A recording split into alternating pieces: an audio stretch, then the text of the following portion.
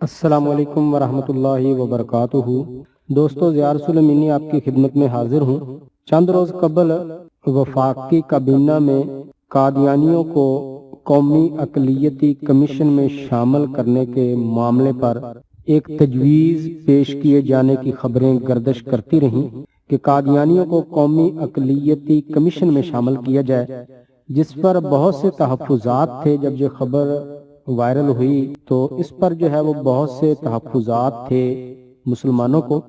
جو کہ ایک الگ تفصیل ہے۔ بہرحال اس معاملے پر بہت سیریس قسم کے تحفظات تھے، کیونکہ اس معاملے کے پیچھے بہت سے ایسے عوامل تھے جو کہ بہت سے خطروں کی طرف اشارہ کر رہے تھے۔ آگے بڑھنے سے پہلے آپ ہمارے چینل کو لازمی سبسکرائب کریں اور ساتھ موجود بیل آئیکن کو پریس کر کے آل پہ کلک کر دیں تاکہ آپ ہماری تمام آنے والی ویڈیو بآسانی دیکھ سکیں۔ جب یہ خبر وائرل ہوئی تو اس کے کچھ روز بعد وفاقی وزیر برائے مذہبی امور مولانا نور الحق قادری صاحب نے اپنا بیان میں وضاحت کی کہ ایسی کوئی تجویز جو ہے وہ زیر غور نہیں ہے، اور قادیانیوں کو قومی اقلیتی کمیشن میں شامل کیے جانے کی جو خبر ہے وہ بے بنیاد ہے۔ اس کے بعد 5 مئی کو وفاقی کابینہ نے قومی اقلیتی کمیشن کی منظوری دی اور اس میں کسی قادیانی کو شامل نہیں کیا گیا۔ اس کے بعد شہداء فاؤنڈیشن کی جانب سے، جس کے سربراہ کا نام احتشام احمد ہے، اور یہ شہداء فاؤنڈیشن جو ہے جامعہ حفظہ لال مسجد کے شہداء جو ہیں ان کو ریپرزینٹ کرتی ہے، اور ان شہداء کے اور جامعہ حفظہ کا جو کیس ہے اس کو یہ ہینڈل کر رہی ہے یہ تنظیم۔ تو اس کی جانب سے ایک درخواست دائر کی گئی اسلام آباد ہائی کورٹ میں، جس میں کہا گیا کہ قادیانیوں کو قومی اقلیتی کمیشن میں شامل کیا جانا چاہیے اور عدالت جو ہے اس کے احکامات جاری کرے۔ ذاتی طور پہ میری سمجھ سے یہ بات باہر ہے کہ شہداء فاؤنڈیشن کا قادیانیوں سے کیا لینا دینا ہے، وہ کس وجہ کی بنا پر اور کن عوامل کے پیش نظر عدالت سے یہ درخواست کر رہے تھے کہ قادیانیوں کو اس کمیشن میں شامل کیا جائے، کیونکہ شہداء فاؤنڈیشن نہ تو خود قادیانی ہے نہ ان کا قادیانیوں سے کچھ لینا دینا ہے۔ تو ذاتی طور پہ مجھے اس معاملے کی سمجھ ابھی تک نہیں آئی ہے کہ شہداء فاؤنڈیشن کس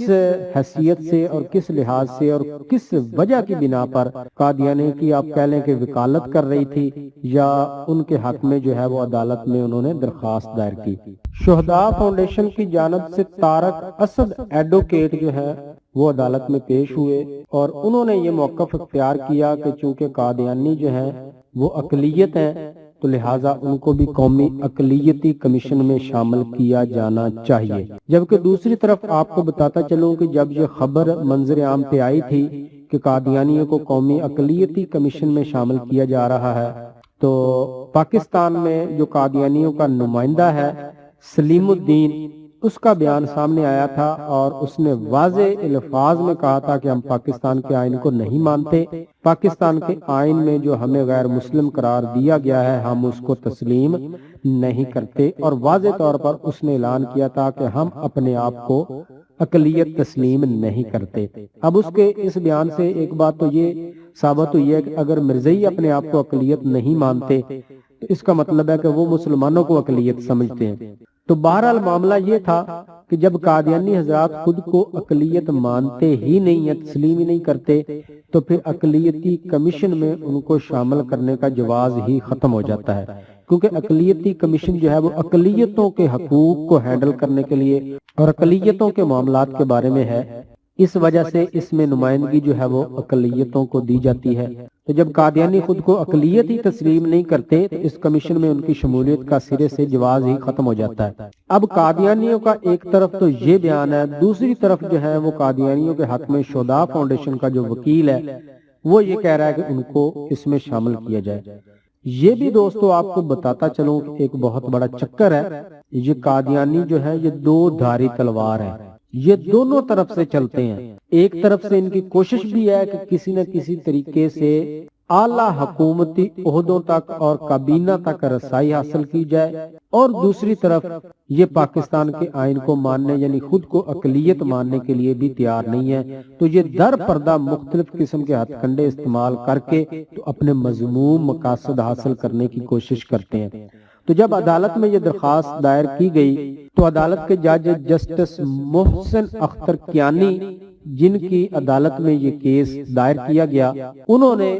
طارق اسد ایڈوکیٹ سے لال مسجد کے شہداء کے بارے اور قادیانیوں کے بارے میں مختلف قسم کے سوالات کیے، جن میں سے اکثر کے جواب اس کے پاس نہیں تھے، جس پر جج صاحب نے درخواست کو مسترد کرتے ہوئے خارج کر دیا اور کہا کہ لال مسجد کے جو شہداء تھے وہ قادیانی نہیں تھے، لہٰذا تم قادیانیوں کی وکالت نہیں کر سکتے۔ اگر قادیانیوں کو کوئی مسئلہ ہے کمیشن میں شامل ہونے یا نہ ہونے سے تو وہ خود عدالت سے رجوع کر سکتے ہیں۔ آپ کو اور شہداء فاؤنڈیشن کو اپنی حدود میں رہتے ہوئے جن معاملات سے متعلق آپ کی تنظیم ہے انہی معاملات کو دیکھنا چاہیے۔ قادیانیوں کی وکالت کرنے کی آپ کو ضرورت نہیں ہے، نہ ہی آپ متاثرہ ہیں کہ آپ بلا وجہ قادیانی کی وکالت کریں۔ مزید انہوں نے کہا کہ قادیانیوں کے غیر مسلم ہونے پر کسی کو شک نہیں، اقلیتوں کے حقوق وہ تسلیم شدہ ہیں۔ اگر کسی اقلیت کو حقوق نہیں مل رہے تو حقوق نہ ملنے والوں کو خود عدالت سے رجوع کرنا چاہیے۔ ممکنہ طور پہ معزز جسٹس صاحب بخوبی واقف ہوں گے کہ قادیانی حضرات خود کو اقلیت مانتے ہی نہیں ہے، تسلیم ہی نہیں کرتے، لہذا جب وہ خود کو اقلیت نہیں مانتے تو آپ کس طرح سے ان کو اقلیت قرار دیتے ہوئے ان کے حقوق کے لیے عدالت میں آ گئے۔ تو طارق اسد ایڈوکیٹ نے کہا کہ ان کو شامل کرنے کا جو فیصلہ تھا وہ کابینہ نے کیا تھا، لیکن پھر اس فیصلے کو واپس لے لیا۔ تو عدالت نے ان سے پوچھا، جج صاحب نے، کہ کابینہ کے اس فیصلے میں غلطی کیا تھی؟ اگر انہوں نے فیصلہ کرنے کے بعد واپس لیا ہے تو اس میں غلطی کیا ہے؟ کیا آپ نے کسی نوٹیفیکیشن کو چیلنج کیا ہے؟ تو اس پر درخواست گزار کا جو وکیل طارق اسد ایڈوکیٹ ہے اس نے کہا ہمیں کوئی نوٹیفیکیشن نہیں ملا، لیکن یہ معاملہ بہت حساس ہے، اقلیتوں کو حقوق ملنے چاہیے، اس لیے عدالت وہ قادیانیوں کو اقلیتی کمیشن میں شامل کرنے کے احکامات جاری کرے۔ اس پر عدالت نے کہا کہ آپ نے کوئی ریکارڈ نہیں پیش کیا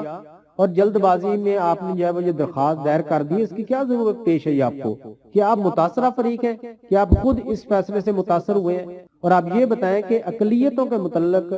جو کمیشن ہے اس کو کس قانون کے تحت تشکیل دیا جاتا ہے؟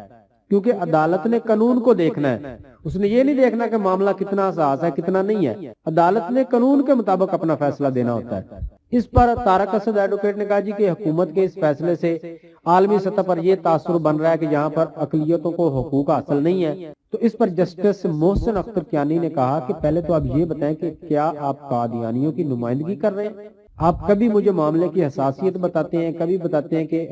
عالمی سطح پر یہ تاثر جا رہا ہے۔ کیا عدالتیں معاملے کی حساسیت اور عالمی سطح پر پیدا ہونے والے تاثر کے پیش نظر اپنے فیصلے کرتی ہیں؟ اگر آپ اس کابینہ کے فیصلے سے کوئی مسئلہ ہے تو آپ بتائیں کس قانون کے تحت ہر جو اقلیت ہے اس کو کمیشن میں شامل کرنا ضروری ہوتا ہے؟ کیا کوئی ایسا قانون ہے کہ جس کے تحت آپ وہ ہر اقلیت کو وفاقی جو اقلیتی کمیشن ہے اس میں شامل کیا جانا لازمی سمجھتے ہو کسی قانون کے تحت؟ اگر تو کوئی ایسا قانون ہے تو آپ اس پہ اعتراض کریں، پھر ہم اس قانون کے مطابق فیصلہ کریں۔ جب ایسا کوئی قانون ہی نہیں ہے اور یہ قانونی معاملہ ہے ہی نہیں بلکہ ایک انتظامی معاملہ ہے، تو آپ کس قانون کی بنا پر یہ مجھ سے سوال کر رہے ہیں کہ عالمی سطح پر یہ تاثر پیدا ہو رہا ہے لہذا یہ میں آرڈر جاری کروں؟ تو یہ تمام معاملات کو دیکھتے ہوئے معزز عدالت نے اس درخواست کو خارج کر دیا، جس پر ہم معزز عدالت کے شکر گزار ہیں، کیونکہ اس معاملے سے ہمیں بہت سارے تحفظات تھے اور بلا شبہ پاکستان کے تمام مسلمان وہ اس فیصلے سے خوش ہیں، تمام مذہبی جماعتیں اس فیصلے سے خوش ہیں، اور خصوصاً ختم نبوت سے تعلق رکھنے والی جتنی تنظیمات ہیں، جتنے مجاہدین ختم نبوت ہیں، تمام کے تمام اس فیصلے سے بہت خوش ہیں اور بہت خوش آئند فیصلہ ہے، کیونکہ قادیانی حضرات وہ چپکے سے اعلیٰ عہدوں پر اور اعلیٰ اداروں میں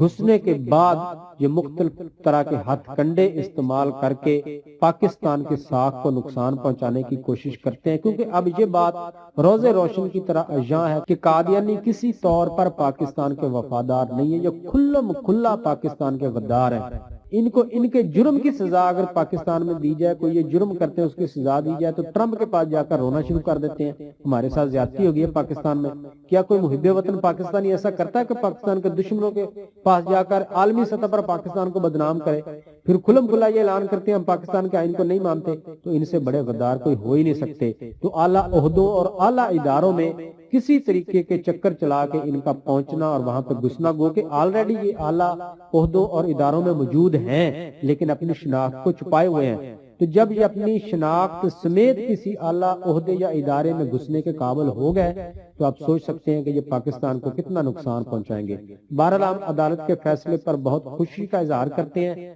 اور شکریہ ادا کرتے ہیں جناب جسٹس محسن اختر کیانی صاحب کا کہ انہوں نے بالکل عمدہ فیصلہ کیا۔ ویڈیو کو زیادہ سے زیادہ شیئر کریں تمام مسلمان دوستوں کو۔ السلام علیکم ورحمۃ اللہ وبرکاتہ۔